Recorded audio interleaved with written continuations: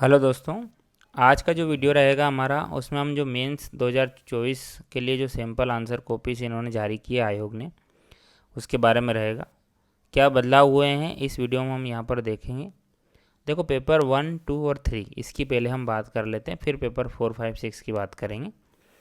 तो जो पेपर आपका 1 और 2 है और 3 है, देखो 3 में क्या होता था कि पहले एक ही कॉपी आती थी, पूरी की पूरी एक ही कॉपी आती थी, अलग अलग पार्ट में डिवाइड नहीं था। लेकिन चूंकि अब सिलेबस चेंज हुआ है तो दो पार्ट हो गए हैं पेपर 3 में भी। तो पेपर 3 के लिए भी अब तो आपको दो कॉपी देखने को मिलेगी, पहले आपको एक ही कॉपी देखने को मिलती थी पेपर 3 के लिए।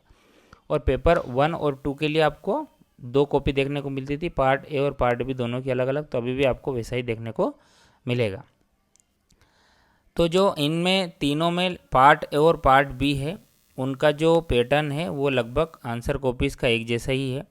इसमें क्या रहेगा कि इसमें आपको 3 से जो 4 लाइन है वो आपको 2 मार्क्स के प्रश्न में देखने को मिलेगी। उसके बाद आपको जो एक पेज है आपका, एक पेज में दो प्रश्न आपको देखने को मिलेंगे 7 अंक के, है ना। और जो 10 अंक का रहेगा इसमें आपको दो पेज देखने को मिलेगा, है ना। यानी जो 2 अंक का प्रश्न है उसके लिए 3 से 4 लाइन, 7 अंक का जो प्रश्न है एक पेज में दो प्रश्न, और जो 10 अंक का प्रश्न है उसमें दो पेज आपको देखने को मिलेगा। ये तीनों के ही पार्ट ए और पार्ट बी का पैटर्न रहेगा। देखो यहाँ पर दे रखा है, इतना पोर्शन आपको देखने को मिलेगा 2 अंक के लिए, यानी 3 से 4 लाइन आपको देखने को मिलेगी।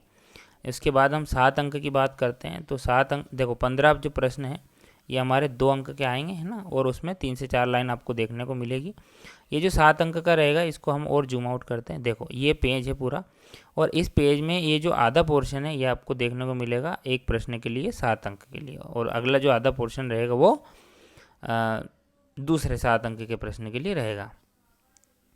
इसके बाद हम 7 अंक के प्रश्न की बात करें तो आपको जैसा कि पता ही है 7 अंक के जो है 10 प्रश्न आएंगे, है ना। 15 प्रश्न जो है वो 2 अंक के, और 10 प्रश्न जो है वो 7 अंक के आपको देखने को मिलेंगे। उसके बाद हम बात करते हैं तो 200 शब्द में आपको उत्तर देना रहेगा 10 अंक के प्रश्न का, और 3.1 ये प्रश्न है, और इसके दो पेज आपको यहाँ पर देखने को मिलेंगे। तो पार्ट ए और पार्ट बी दोनों की अगर मैं बात करूँ, ये सिंपल आंसर कॉपीज मैंने हमारे टेलीग्राम ग्रुप पे शेयर कर दी है, वहाँ से आप देख लेना। पार्ट ए और पार्ट बी पेपर 1, 2, 3 का जो पैटर्न रहेगा वो सेम ऐसा ही रहेगा, है ना। इसके बाद हम बात करते हैं पेपर 4 की। तो पेपर 4 में क्या पैटर्न रहेगा इसकी बात हम करते हैं। तो देखो पेपर 4 में क्या रहेगा कि जो 2 अंक का प्रश्न जो रहेगा आपका, यहाँ पर हम देखते हैं, ऊपर लेके आते हैं इसको। 2 अंक के 16 प्रश्न रहेंगे, यानी कुल मिला के 32 अंक रहेंगे, और उतने ही 3 से 4 जो है आपको लाइन देखने को मिलेगी, है ना, 2 अंक के प्रश्न में। उसके बाद हम बात करते हैं तो 16 प्रश्न यहाँ पर हो गए हमारे 2 अंक के। उसके बाद जो है 7 अंक के 8 प्रश्न, यानी 56 अंक के जो है देखने को मिलेंगे, और इसमें भी सेम जो है एक पेज में दो प्रश्न यहाँ पर आपको देखने को मिलेगा, है ना। इसके बाद हम बात करते हैं तो 11 अंक के 4 प्रश्न आपको देखने को मिलेंगे। 44 अंक का प्रश्न जो है ये रहेंगे, 44 अंक टोटल इनके रहेंगे, और इसमें आपको 11 अंक के जो है दो पेज देखने को मिलेंगे, है ना। दो पेज यहाँ पर प्रति प्रश्न यहाँ पर दे रखे हैं। तो हमने अब तक क्या देखा, तो हमने अब तक ये देखा कि 16 जो प्रश्न हैं, 16 जो प्रश्न हैं वो आपको देखेंगे 2 अंक के, है ना। उसके लिए आपको 3 से 4 लाइन आपको देखने को मिलेगी। उसके बाद हम देखते हैं तो आपको 8 प्रश्न देखने को मिलेगी 7 अंक के, और इसमें आपको आधा पेज लगभग जो है आपको देखने को मिलेगा। उसके बाद आपको जो है 4 प्रश्न 11 अंक के देखने को मिलेंगे, और उसमें जो है आपको दो पेज यहाँ पर देके रखेंगे। इसके बाद हमारी केस स्टडी रहेगी। केस स्टडी में 6 जो है 3 अंक के प्रश्न रहेंगे, यानी कुल मिला के 18 अंक का ये रहेगा, और इसमें आपको जो है 5 से 6 लाइन आपको देखने को मिलेगी। ये यहाँ पर चेंज हुआ है ना, पहले ये एक पेज देखने को मिलता था, लेकिन अभी ये छोटा हो गया है ना। 6 प्रश्न 3 अंक के देखने को मिलेंगे, छोटा छोटा स्पेस यहाँ पर रहेगा, यानी कुल मिला के अगर हम बात करें तो एक अगर पेज ये है तो इसमें 3 प्रश्न आपको देखने को मिलेंगे। ठीक है, ये केस स्टडी की बात हो गई। और ये सेम पैटर्न जो चलेगा आपका, ये चलेगा पार्ट ए और पार्ट बी दोनों में। एथिक्स के और जो एंटरप्रेन्योरशिप यानी उद्यमिता है उसके पार्ट ए और पार्ट बी, यानी पेपर 4 के जो पार्ट ए और पार्ट बी है उसमें सेम आपको ऐसा पैटर्न देखने को मिलेगा, है ना। 6 केस स्टडी के प्रश्न रहेंगे जो आपको 2 पेज यहाँ पर फिल करने पड़ेंगे, यानी 2 पेज तो ये हो गए, ठीक है। इसके बाद हम बात करें तो 11 अंक के जो रहेंगे वो रहेंगे 4 प्रश्न, और 4 प्रश्न के हिसाब से मान लो ये 8 पेज इसके मान लो, है ना।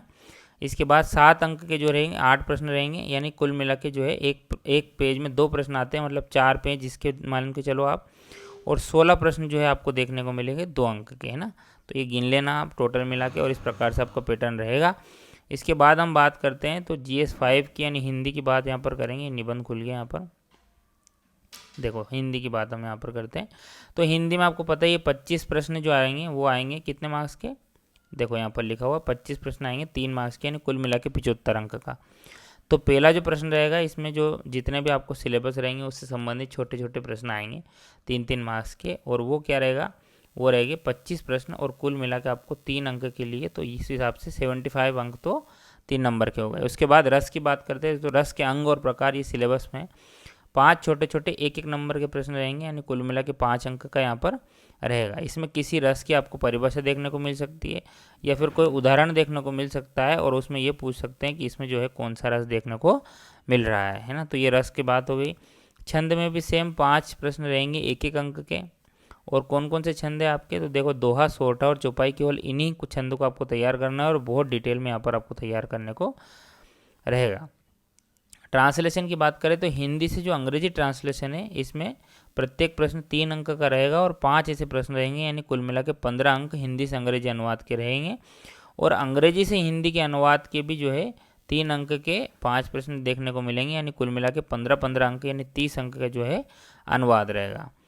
अंग्रेजी से हिंदी और हिंदी से अंग्रेजी में जो प्रशासनिक मानक शब्दावली आती है ट्रांसलेशन के लिए, ये 10 जो है प्रश्न आपको देखने को मिलेंगे 1 अंक के लिए, और इस प्रकार से बॉक्स में ये कॉपी आती है, ठीक है। हिंदी व्याकरण संबंधित संधि और समास प्रश्न आपको देखने को मिलेंगे, 5 प्रश्न देखने को मिलेंगे 2 अंक के, यानी 10 कुल मिला के संधि और समास से आपको 10 अंक के प्रश्न आएंगे। मुहावरे और कहावतों से 5 प्रश्न 2 अंक के, यानी 10 प्रश्न मुहावरे कहावतों से आएंगे। उसके बाद प्रारंभिक व्याकरण शब्दावली जिसमें आपका तत्सम, तद्भव, पर्यायवाची, विलोम ये सब आते हैं, इसके 10 प्रश्न आएंगे 2 अंक के, यानी कुल मिला के 20 प्रश्न यहाँ पर देखने को मिलेगा। रेखांकित दी गई पंक्तियों का भाव पल्लवन देखने को मिलेगा आपको, इसमें प्रश्न 5 अंक का रहेगा, है ना। 2 प्रश्न 2 रहेंगे इसमें। इसके बाद हम बात करते हैं तो भाव पल्लवन कीजिए, ये अभ्यर्थी जिस प्रश्न का उत्तर दे रहा है उसका स्पष्ट उत्तर यहाँ पर देखने को मिलेगा। ये 5 जो है रहेंगे यहाँ पर। भाव पल्लवन से संबंधित 2 प्रश्न, शायद पंक्तियों का भाव पल्लवन कीजिए, अभ्यर्थी जिस प्रश्न का उत्तर दे रहा है उसका, ठीक है। या फिर ये भी हो सकता है आप इसको सिलेबस में देख लेना एक बार, है ना, कि ये किस संबंधित है। ये थोड़ा ये क्या है ना, ये प्रश्न वापस यहाँ पर 6 और जो है ये 6, देखो एक ही प्रश्न यहाँ पर कॉपी कर दी, इतनी भी मेहनत नहीं करते हैं। तो ये आप सिलेबस में देख लेना ये प्रश्न किसका आएगा, ये दिमाग लगाते नहीं है पूरा ढंग से। जो बोलियों से संबंधित प्रश्न है इसमें 4 प्रश्न देखने को मिलेंगे 3-3 अंक के। तो यहाँ पर जो है देखो इसके बारे में इन्होंने आधा आधा पेज दिया है, मतलब ये है कि आप इसको डिटेल से देख लेना, है ना। बोलियों के परिचय के बारे में आपसे प्रश्न पूछा जा सकता है, सभी बोलियों का पूरा डिटेल आप याद रखना। गद्यांश के बारे में जो प्रश्न देखने को मिलेंगे 6 प्रश्न 3-3 अंक के रहेंगे, यानी 18 अंक के, ठीक है। यही आपका सिलेबस रहेगा पेपर 5 का। पेपर 6 का तो आपने देखा ही है पहले से कि किस प्रकार से रहेगा। तो पहला जो निबंध रहेगा वो 50 अंक का रहेगा, है ना। कुल मिला के आपको 1000 शब्दों में निबंध लिखना रहेगा। 4 निबंध रहेंगे, उसमें से एक आपको यहाँ पर शीर्षक के माध्यम से लिखना रहेगा, ठीक है। शीर्षक आप लिख लेना, उसके बाद फिर निबंध लिख लेना। उसके बाद हम नेक्स्ट प्रश्न की इसमें बात करें तो वो 20 अंक का रहेगा, और वो 500 शब्द का रहेगा। 4 निबंध में से एक निबंध आपको लिखना है, और समसामयिक मुद्दों पे ये निबंध आपको लिखना रहेगा, है ना, समसामयिक मुद्दों पे। नेक्स्ट इसके बाद बात करते हैं तो जो है प्रारूप लेखन आपको लिखना पड़ेगा 250 शब्द में, और 15 अंक का वो रहेगा। 2 प्रारूप लेखन में से एक आपको यहाँ पर लिखने को मिलेगा, और उसके लिए आपको 3 पेज यहाँ पर ये देंगे। उसके बाद प्रतिवेदन की बात करते हैं, रिपोर्ट यानी 250 शब्द में 15 जो है अंक का प्रश्न एक रहेगा, और दो अथवा रहेंगे, और इसके लिए आपको 3 पेज यहाँ पर देखने को मिलेंगे। तो इस प्रकार का आपका सिलेबस ये पैटर्न रहेगा 6 के 6 पेपर का, है ना। हमने बात कर ली, चर्चा कर ली। एक मोटा तौर पे हम उसको और देख लेते हैं। देखो क्या रहेगा कि पेपर 1, 2 और 3 में जो पार्ट ए और पार्ट बी है इसमें क्या रहेगा, 3 से जो 4 लाइन है वो 3 मार्क्स के लिए, आधा जो पेज रहेगा वो 7 मार्क्स के लिए, उसके बाद 2 जो पेज रहेंगे वो 10 मार्क्स के लिए। ये पैटर्न हो गया 1, 2, 3 के पार्ट ए और पार्ट बी का। पार्ट 4 में जो रहेगा 3 से 4 जो लाइन रहेगी वो आपकी रहेगी 2 मार्क्स के लिए। उसके बाद जो है आधा पेज रहेगा 7 मार्क्स के लिए, और 11 मार्क्स के लिए आपको 2 पेज देखने को मिलेंगे, और केस स्टडी एक पेज में 3 जो केस स्टडी देखने को मिलेगी, और इस प्रकार से 2 पेज रहेंगे। पेपर 4 की बात हो गई। पेपर 5 और 6 की मैंने बात कर ही ली आपसे, ठीक है। तो इस वीडियो को हम यहीं पर समाप्त करते हैं। बहुत बहुत धन्यवाद आपका।